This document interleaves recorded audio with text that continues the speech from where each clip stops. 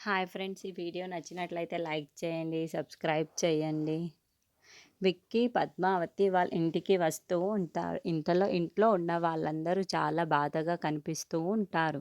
అది చూడగానే విక్కీ, పద్మావతి వాళ్ళు ఏం జరిగింది అని చెప్పేసి అడుగుతూ ఉంటారు. ఆ మాటలు వినగానే అక్కడున్న ఆర్య పాపని తీసుకొని వెళ్ళారు మురళి అని చెప్పేసి అంటూ ఉంటాడు.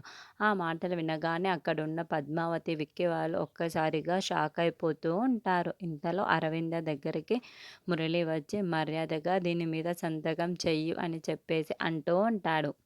ఆ మాటలు వినగానే అక్కడున్న అరవింద అయితే నేను సంతకం చెయ్యను అని చెప్పేసి అంటూ ఉంటుంది. ఆ మాటలు వినగానే అక్కడున్న పాప అయితే ఏడుస్తూ ఉంటుంది. ఇంతలో ఆ పాప దగ్గరికి అరవింద వెళ్ళబోతూ ఉంటుంది.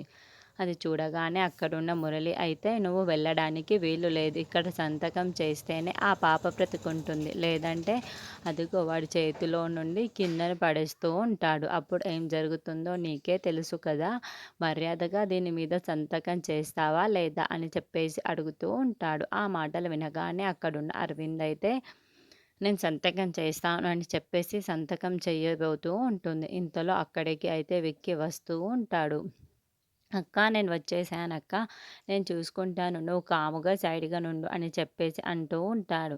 ఆ మాటలు వినగానే అక్కడున్న మురళి అయితే ఒక్కసారిగా షాక్ అయిపోతూ ఉంటాడు. ఇంతలో అక్కడున్న అరవింద్ అయితే రేయ్, నువ్వు వచ్చేసావా విక్కీ అని చెప్పేసి అడుగుతూ ఉంటాడు. అక్క, నేను చూసుకుంటాను కదక్క, పాపని నిన్ను కాపాడే బాధ్యత నాది, వీటి సంగతి నేను చూసుకుంటాను, నువ్వు సైడ్‌గా ఉండు అని చెప్పేసి అంటూ ఉంటాడు. ఆ మాటలు వినగానే అక్కడున్న మురళి అయితే వచ్చేసావారా నువ్వు అని చెప్పేసి అంటూ ఉంటాడు.